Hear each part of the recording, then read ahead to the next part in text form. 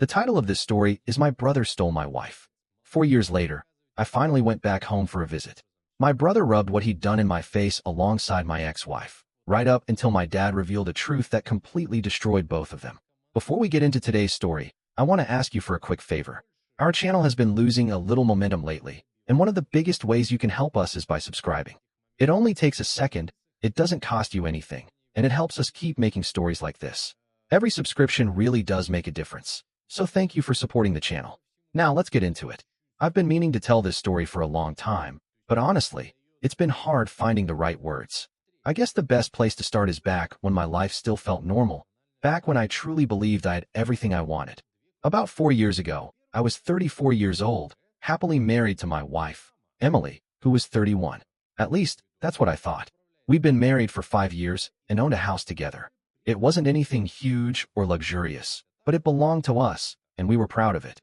We also had the most incredible Maine Coon cat, named Nova. Emily had surprised me with her as an anniversary gift during our very first year of marriage. That cat was unbelievable. She had beautiful white fur, was smarter than most people I've met, and acted like she owned every inch of the house. Honestly, she probably did. I worked as a software developer. I wasn't pulling in the kind of paycheck people make out in Silicon Valley, but I earned enough for us to live comfortably without worrying about bills. Emily taught kindergarten at a great school about 25 minutes from our neighborhood. She was amazing with kids. Parents actually requested that their children be placed in her classroom because they trusted her so much. Every afternoon she'd come home with funny stories about the things her students had said or done, and somehow each story was crazier than the last. Most evenings we'd eat dinner together and laugh until our stomachs hurt over whatever had happened in her classroom that day. We had a routine that fit us perfectly, and I loved every bit of it. Our mornings were probably my favorite part of the day. We always got up a little early so we could drink coffee together before heading off to work. Emily had this habit of sneaking sips from my mug whenever she thought I wasn't paying attention, even though her own cup was sitting right in front of her. She always insisted mine somehow tasted better. Weekends usually meant sleeping in, or at least trying to. Nova had her own opinion about breakfast time and made sure we knew it. We'd make pancakes, relax around the house, and enjoy the kind of simple life that made us happy. My older brother Brandon, who was 38, came around pretty often too. He worked for a large investment firm downtown and loved showing up in expensive tailored suits while bragging nonstop about the Mercedes he drove. My parents practically treated him like he could do no wrong. Dad owned a successful construction company, and Brandon handled a lot of the financial side of the business. Everywhere I went, people talked about how successful he was, how brilliant he was with money, and how he was destined for even bigger things. Looking back now, the warning signs were there all along. I just didn't recognize them when they mattered. Brandon had this habit of stopping by our house on evenings when he knew I'd be working late. Somehow he always had an excuse for showing up. During family dinners, he'd almost magically end up sitting beside Emily instead of anywhere else. Then there were his little comments. He never came right out and insulted me. Instead, he'd throw out casual remarks about my house, my car, or my career. He'd say things like he could never imagine settling for a life like mine, always acting as if he was aiming for something much bigger. But when those comments come from your own brother, you don't immediately assume the worst. Every single time Brandon made one of those remarks, Emily would roll her eyes, move a little closer to me, and ignore him completely. That was enough to convince me everything was fine. Emily and I were making plans for our future together. We'd been saving money so we could buy a bigger house someday, and we'd started talking seriously about having children. She had already picked out baby names and wanted to name our future son after her grandfather. We'd even started touring houses with larger backyards because Emily insisted Nova deserved more room to roam and express herself. Personally, I was pretty sure Nova just wanted more birds outside the windows to stare at all day. Whenever we looked at houses, Emily would wander through pet stores afterward, holding up cat beds and toys while asking, "What do you think, Nova? Would this look good in your new room?" As if our cat was about to offer decorating advice. That was just who Emily was. She included Nova in everything we did, almost like she was our child instead of our pet. Back then, I honestly believed we'd figured life out. We both had steady jobs, a comfortable home, dreams for the future, and a cat we absolutely adored. From my perspective, life couldn't have been much better. Emily looked happy too. We still went out on a date every month. We'd curl up on the couch watching movies while Nova stretched herself across both our laps like she owned us. Emily kissed me goodbye every morning before work and randomly texted me during the day just to tell me she loved me. I know that probably sounds pretty ordinary. There weren't any wild parties, luxury vacations, or dramatic adventures. It was just everyday life. But I loved that life. I loved walking through the front door and seeing Emily and Nova waiting for me. I loved our little traditions, our routines, and the future we were building together. More than anything, I loved believing Emily wanted the exact same future I did. Sure, Brandon kept telling me I needed to dream bigger, make riskier decisions, and chase more money like he had. But I never wanted his life. I already thought I had everything I needed. It's amazing how quickly everything can fall apart. It's incredible how someone you trust with your whole heart can destroy your world before you even realize what's happening. But I'm getting ahead of myself. That was my life a year ago.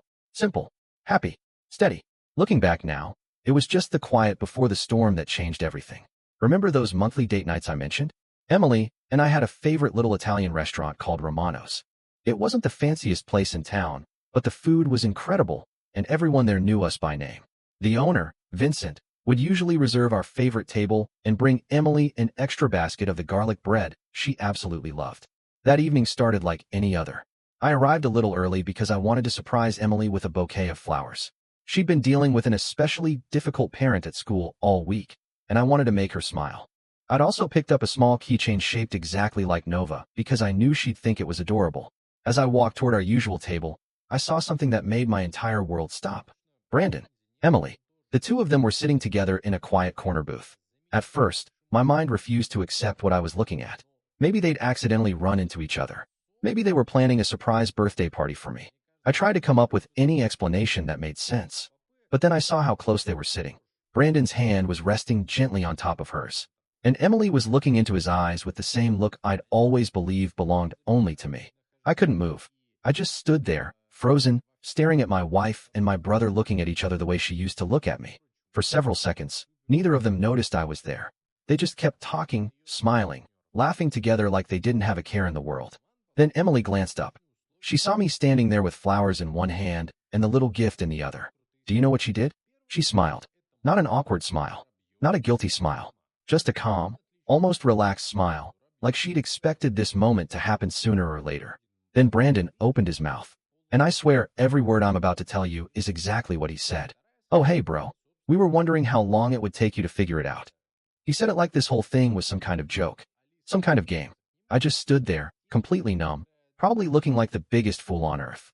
Then Brandon shrugged and said, come on. Deep down you had to know Emily was always too good for your lifestyle. That's when the truth really hit me. This wasn't only about my wife cheating on me. It wasn't only about betrayal. It was about complete and total disrespect. Having more money wasn't enough for Brandon. Driving a nicer car wasn't enough either. Even getting all of Dad's attention and approval wasn't enough to satisfy him. He had to take my wife too. And it wasn't just about stealing her. He wanted me to witness it with my own eyes. He wanted me to know that he could walk into my life, take what belonged to me, and come out on top. It wasn't simply about winning Emily over. He wanted to erase me completely, like I'd never mattered. I clenched my fists so hard my fingernails dug into my skin. This was my own brother. The guy who was supposed to protect me and stand beside me. Instead, he looked at everything I'd built and decided he deserved it more than I did. And Emily, she didn't just let it happen. She chose to go right along with him. She treated me like I was invisible. Like the years we'd spent together meant absolutely nothing. Every man knows there are certain lines you don't cross. You don't go after your brother's wife. You don't destroy your own family just to feed your ego. But Brandon never cared about lines. At least not when I was the one getting hurt. I'm not proud of what happened next. Looking back, I wish I'd handled it differently. But in that moment, I completely lost control. The betrayal. The smug looks on their faces. The way they acted so comfortable after blowing my entire life apart. It all crashed into me at once. Honestly, I can't even remember exactly what I yelled. I just remember my voice shaking with pure rage while my fists stayed clenched tighter than they'd ever been. But screaming wasn't enough. I needed to do something. Without thinking, I swung my arm across the table. Their expensive bottle of wine went flying. It was probably some ridiculously overpriced bottle Brandon had bought to show off.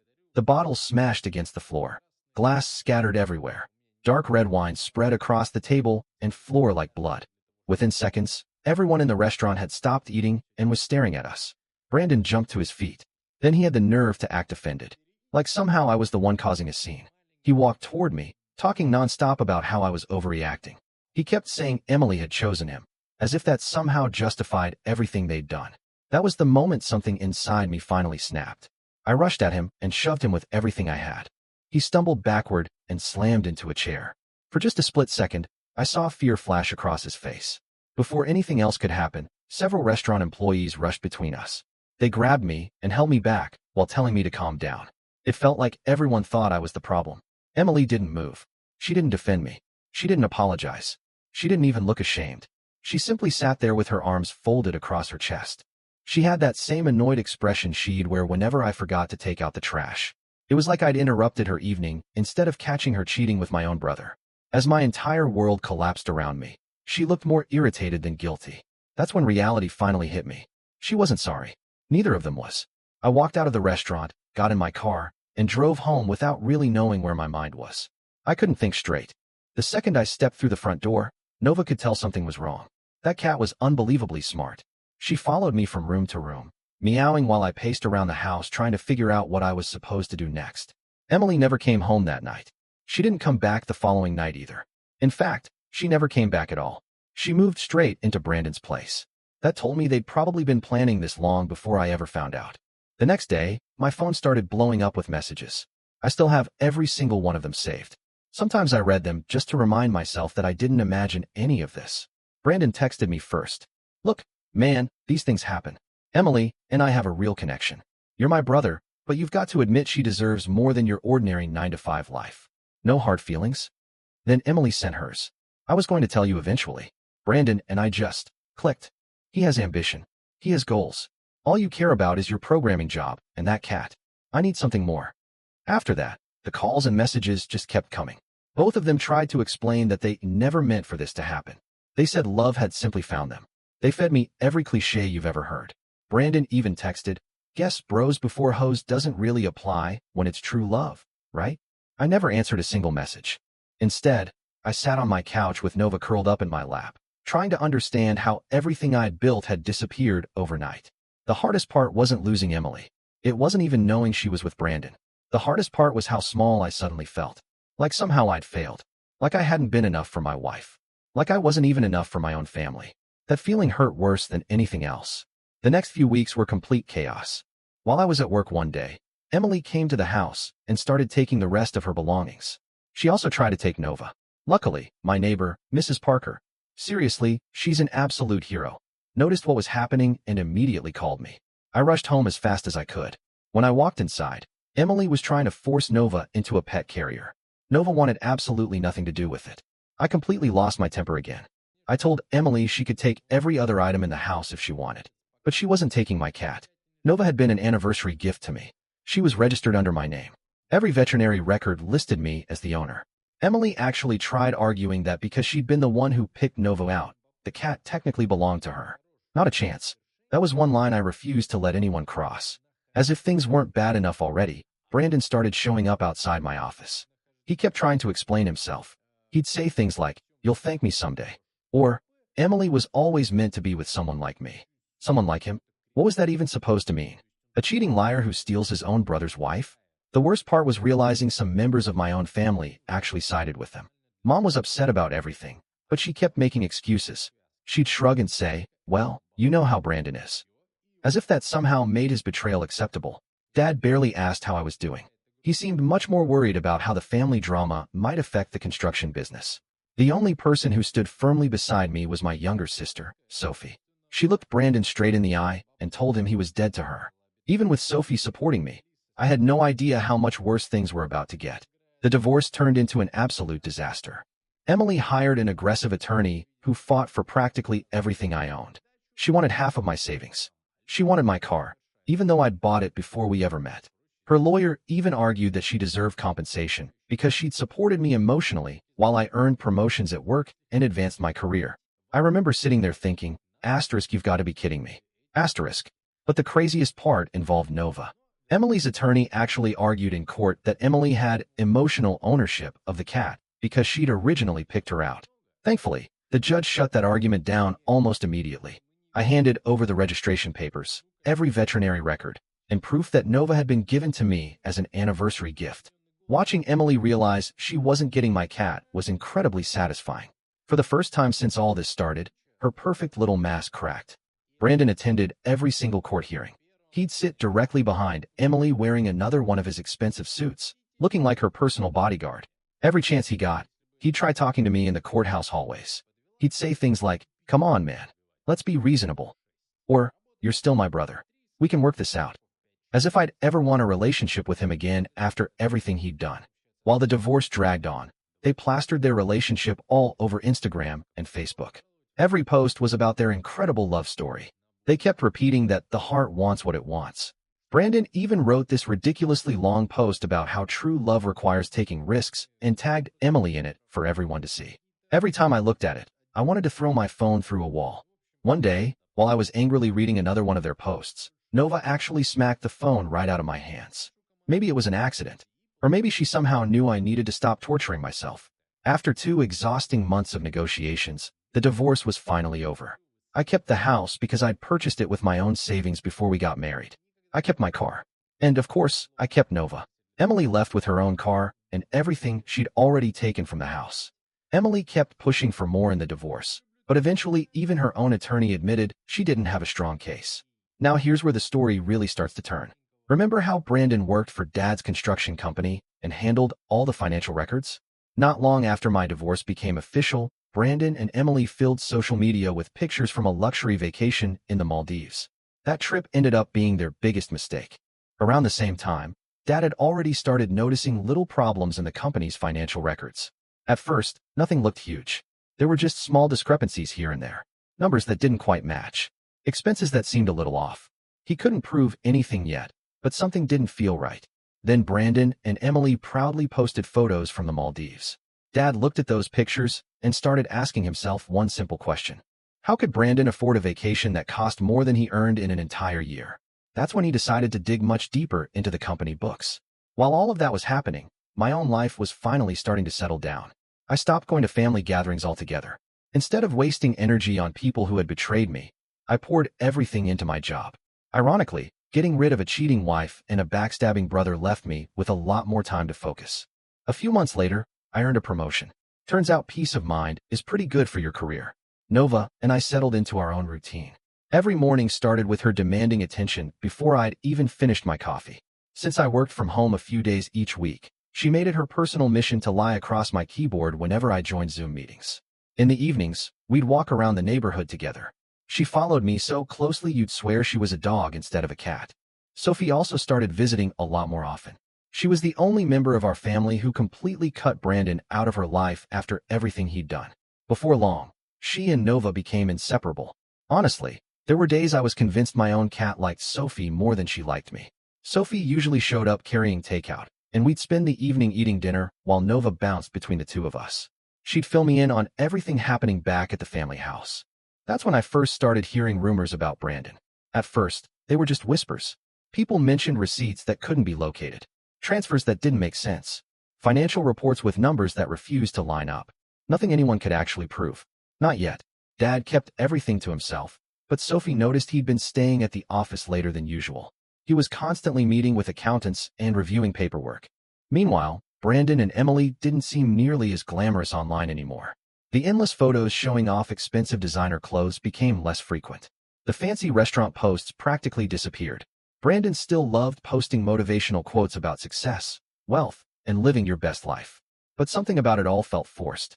Like they were trying too hard to convince everyone everything was perfect. Then one afternoon, while I was working from home, my phone rang. It was Dad. The moment he started talking, I knew something was different. His voice sounded calm, but there was a seriousness I'd never heard before. "We're having a family meeting tomorrow," he said. "Your brother will be here." I immediately started telling him I wasn't interested. Before I could finish, he cut me off. "This isn't a request," he said. "Trust me, you'll want to be there." I still didn't want to go. The last time I'd stepped inside my parents' house was before Brandon and Emily announced they were engaged. And yes, they got engaged only 3 months after my divorce became official. That's how quickly they moved on. But Dad wasn't giving me a choice. The next morning felt strange from the moment I woke up. Nova acted differently too. She refused to leave my side while I got dressed. She followed me through every room, meowing nonstop like she knew something important was about to happen. Walking back into my parents' house after all that time was one of the hardest things I've ever done. It's hard to describe. You know that feeling right before a fight, when every muscle in your body tightens without you even realizing it. It felt exactly like that. Maybe worse. Brandon's precious Mercedes was sitting in the driveway. The same car he'd spent years bragging about. It was parked at an angle like he'd rushed inside without caring. When I walked through the front door, Brandon and Emily were already there. They were sitting comfortably on the couch as if nothing had ever happened. Brandon wore another expensive designer suit. Emily looked like she'd walked straight out of a fashion magazine. The second they saw me, Brandon couldn't resist taking a shot. "Hey, ugly," he said with a grin. "Still driving that Toyota?" Emily joined right in. "So," she asked, "how's the cat? Still your only companion?" Real mature. I slowly clenched my jaw and took a deep breath through my nose. For years I'd imagined seeing them again. I convinced myself I wouldn't let their childish insults affect me anymore. I'd promised myself I'd be better than that. Honestly, I was about to turn around and leave. Something about the whole situation felt wrong. Then Dad walked into the room. You have to understand something about my father. He isn't loud. He almost never raises his voice. But when he walks into a room and wants everyone's attention, he gets it. Without saying much, he sat behind the same old desk where he'd helped us with homework when we were kids. Then he placed a thick folder in front of him. He simply laid it on the desk between all of us. Nobody spoke. The silence stretched for what felt like forever. Finally, Dad looked directly at Brandon. "You want to tell me about the Bennett contract?" I watched Brandon's expression change. He tried to keep that confident smirk on his face. It didn't last. "What about it?" he asked. Dad calmly pulled out a stack of documents. "Interesting numbers," he said. "The contract was worth $2.4 million. He slid another page across the desk. "But according to our records, the company only received $1.8 million. Then he looked Brandon straight in the eyes. "Care to explain where the rest went?" Emily shifted nervously beside him. Brandon casually waved a hand. "It was probably some accounting mistake," he said. "I'll have the accounting department check it." Dad didn't even blink. I already did. Then he placed another group of papers on the desk. And while I was at it, I checked the Carter project. Another stack followed, and about 20 other contracts from the past year. The room became completely silent. Brandon had this nervous twitch in his face that always showed up whenever he was under pressure. Emily squeezed the handle of her designer purse so tightly her knuckles turned white. "You really thought I wouldn't notice?" Dad asked quietly. He never raised his voice. Honestly, I almost wished he would have. The calmness was much more terrifying. "You thought you could steal from your own family?" Brandon forced a laugh. "Dad, come on. This is ridiculous." Dad interrupted him before he could continue. "Ridiculous?" He leaned forward. "You mean creating fake accounts?" Another document landed on the desk. "Skimming money from major contracts?" Another one. "Using company funds to pay for your lifestyle?" Finally, Dad opened his laptop and turned the screen toward everyone. Every transaction was right there. The Maldives vacation. Emily's expensive shopping trips. The monthly payments on Brandon's Mercedes. Everything had been paid through company money using fake accounts and falsified invoices. Emily opened her mouth like she wanted to defend herself. Dad held up one finger. "I'm aware of your involvement too." Her face immediately lost its color. "I found the separate account under your name." He clicked another file. The one receiving regular transfers from company funds. Then he looked directly at her. "I found that too." I sat there without saying a word. Honestly, it almost felt unreal. For years Brandon had bragged about being a financial genius. He acted like he was some brilliant businessman. Turns out his biggest talent was stealing from our father. Brandon made one last desperate attempt. "Dad, I can explain all of this." He swallowed hard. "We can fix it. The company's making more money than ever." I leaned back in my chair and watched sweat slowly appear beneath the collar of his ridiculously expensive suit.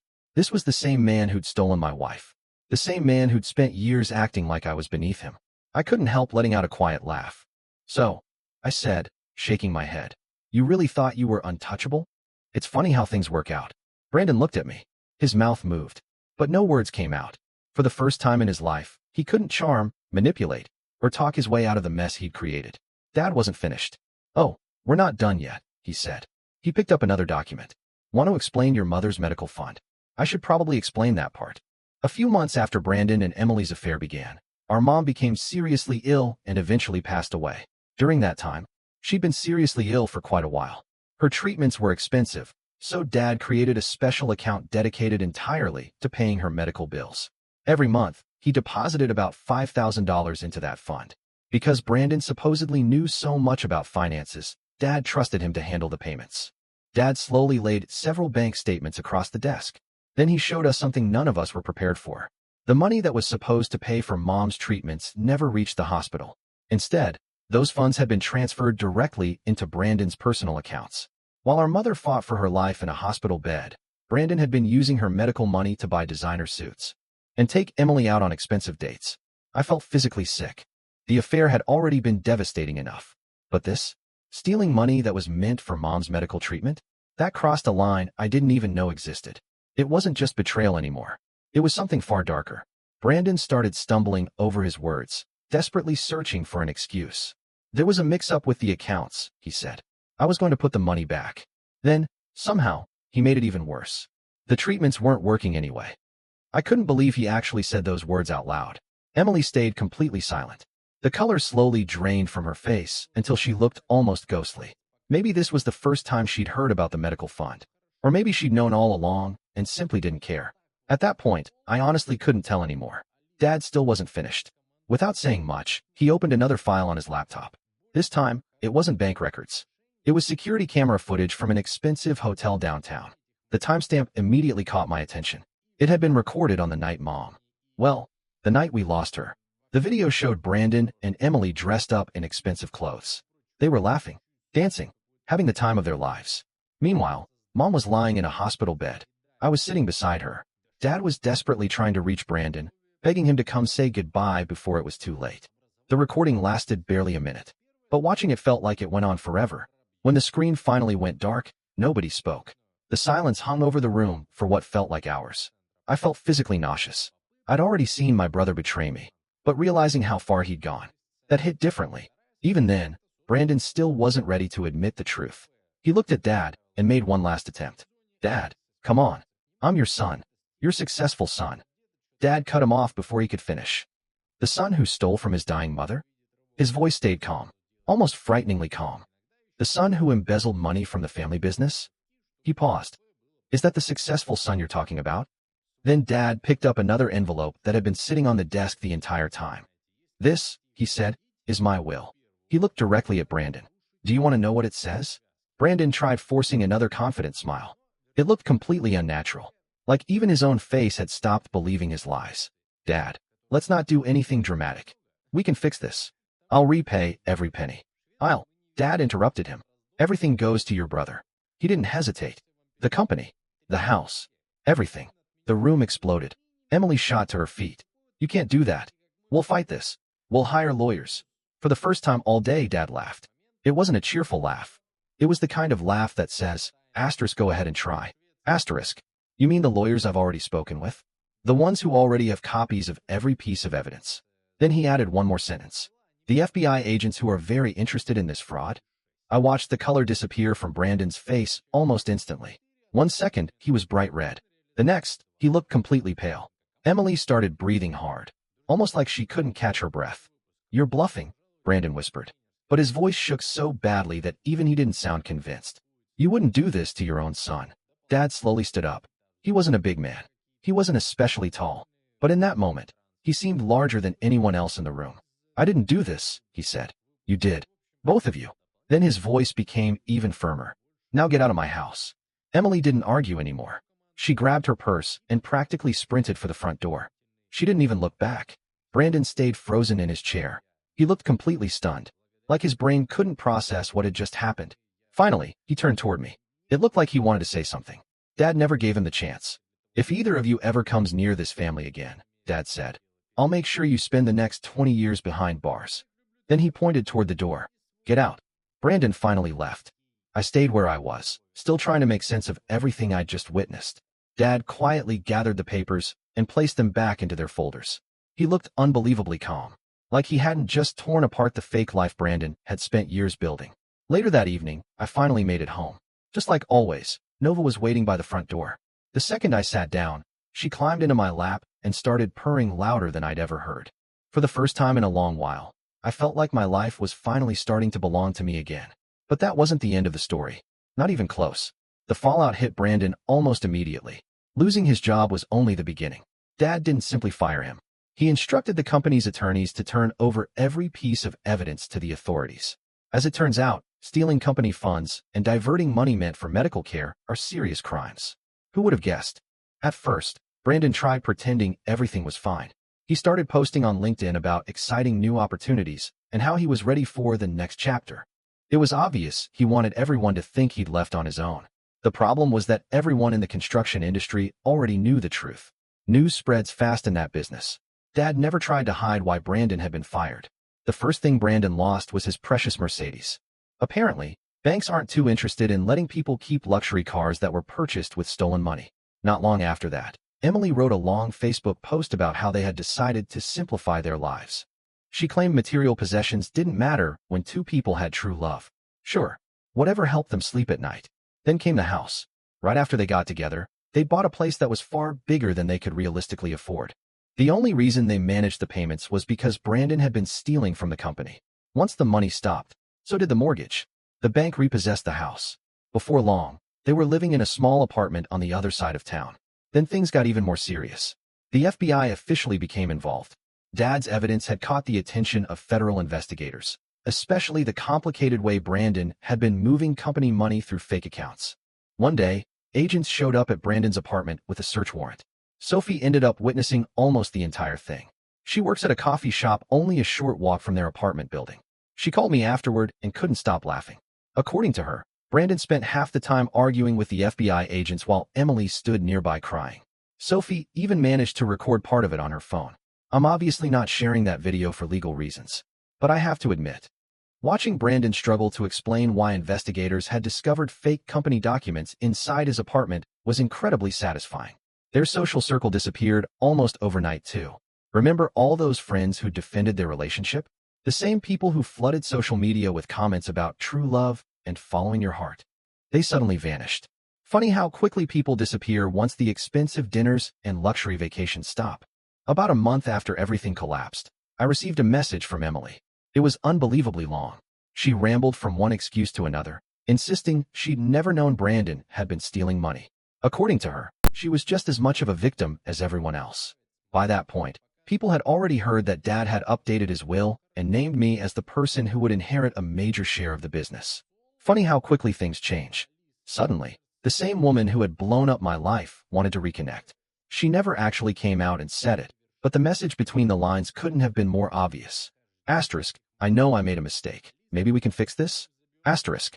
I didn't waste my time replying. Instead, I sent her one picture. It was a photo of Nova stretched out asleep on my desk at the company office. After Brandon was fired, Dad had promoted me to head of finance. Honestly, my cat was living a better life than either of them. That felt like the perfect kind of justice. But life still had one more surprise waiting for me. A few days later, I ran into Emily at a coffee shop downtown. The difference this time was that I wasn't there alone. I was sitting with someone new. She was kind, genuine, and everything Emily had pretended to be. The moment Emily saw us, she froze. Her eyes bounced back and forth between me and the woman sitting across from me, laughing at one of my terrible jokes. For the first time since she'd walked out of my life, Emily looked uncertain. I glanced over and met her eyes. I held her gaze for a second. Then I turned right back to my date and kept talking as if Emily wasn't even there. That was the moment I realized something. She finally understood. She wasn't the love of my life. She was simply a chapter I'd already finished. Then, about 2 weeks ago, Brandon was arrested. The charges were serious. Really serious. His attorney has been trying to negotiate some kind of deal, but the evidence against him is overwhelming. Turns out Brandon wasn't nearly as clever with computers as he believed. The FBI recovered everything. The day after his arrest, Emily immediately filed for divorce. She even posted a long message on Facebook talking about how she'd been betrayed and how she was beginning her healing journey after all the trauma she'd suffered. Naturally, she forgot to mention the designer clothes, luxury vacations, and expensive gifts she'd enjoyed with stolen money. These days, she's living back at her parents' house. Life has a funny way of balancing the scales. About 2 weeks after Brandon was sent to jail, I received a phone call from a number I didn't recognize. I almost ignored it. For some reason, I answered anyway. It was Brandon. He was calling from the county jail. The voice I heard barely sounded like my brother. The arrogance was gone. The smug attitude had disappeared. He sounded defeated. Broken. The very first thing he said was, I really messed everything up, didn't I? I sat there quietly with Nova curled up in my lap, gently scratching behind her ears while I thought about how to answer. Finally, I simply said, yeah, you did. That's when he started crying. Not pretending. Actually crying. He apologized over and over. He said he never imagined things would end like this. He admitted he'd become obsessed with proving he was successful. Then he started talking about Mom. He told me he thought about her every single night while sitting alone in his jail cell. I didn't interrupt him. Honestly, it sounded like he'd rehearsed that speech dozens of times. When he finally stopped talking, I answered him with the exact same words he'd once thrown at me inside Romano's. Well, this is awkward. Then I ended the call. His lawyer contacted me the following day. He wanted me to speak on Brandon's behalf during sentencing. He talked about forgiveness, about family, about giving people second chances. I laughed. Then I hung up again. According to Dad's attorney, Brandon is probably looking at somewhere between 15 and 20 years in prison. The financial fraud alone carries heavy penalties. But what really outraged the prosecutors was stealing money that had been set aside for Mom's medical treatment. Apparently, judges don't have much sympathy for people who steal from their dying mother. At first, Emily tried convincing everyone she was innocent. She changed her last name back, deleted every picture she and Brandon had posted together. She told anyone willing to listen that she'd never known where the money came from. Unfortunately for her, the FBI recovered emails showing she had helped Brandon move money between accounts. Her trial starts next month, and based on what the attorneys have told us, things aren't looking very promising for her either. Meanwhile, my own life has finally become peaceful again. The company is doing better than it ever has. It's amazing how profitable a business can be when nobody is secretly stealing millions of dollars from it. Dad has been teaching me everything he knows about running the company. As it turns out, I actually enjoy the work. Numbers are a lot easier to understand when they're honest. I even bought a new house. It's nothing flashy like the mansion Brandon and Emily try to show off. But it's exactly what I wanted. It's home. The best part is the huge living room window. Nova absolutely loves it. She spends hours sitting there watching birds outside, while silently judging me for never catching one for her. Life has been good. I've even started dating again. Nothing too serious yet. But it's refreshing spending time with someone who isn't hiding lies or carrying around a secret agenda. Sophie is still the best sister anyone could ask for. She comes over all the time with her kids. My little niece absolutely adores Nova. Every visit, she brings another toy or bag of treats. Nova acts completely uninterested while they're here. Then, the second everyone leaves, she happily plays with every single gift. That's cats for you. Dad is doing well too. Honestly, I haven't seen him this relaxed in years. He smiles more now. He laughs more now. He's even talking about retiring and letting me take over the company completely. He says the business deserves someone younger who actually understands integrity. I'm pretty sure that comment was aimed directly at Brandon. I think Mom would have been proud of how everything turned out. She always told us that honesty mattered more than success. As usual, she was right. She was right about almost everything. Every now and then I still think about everything that happened. I think about how convinced Brandon and Emily were that they were smarter than everyone else. How they looked down on me because I was perfectly happy living an ordinary life. How hard they tried to make me feel insignificant. Then I look around my office. I watch Nova chasing a patch of sunlight across my desk. I remember that I'm running the very company Brandon always claimed depended on him. And that's when I realized something. In the end, I won. Not because I lied. Not because I cheated. Not because I hurt anyone. I won simply by staying true to myself and doing the right thing. Sometimes the greatest revenge isn't revenge at all. Sometimes it's building a good life, while the people who tried to destroy yours are forced to live with the consequences of their own choices. And honestly, having a cat who thinks you're the most important person in the world isn't a bad bonus either. Even if the only reason she loves you are the treats, the fresh food, and the clean litter box. Edit asterisk thanks so much for all the support, the kind messages, and the awards. Nova appreciates it too. Well, not really. She's currently asleep across my keyboard, making it almost impossible to finish typing this. Edit 2 asterisk since so many people keep asking. No, I won't be sharing Emily's social media accounts or any information about Brandon's jail situation.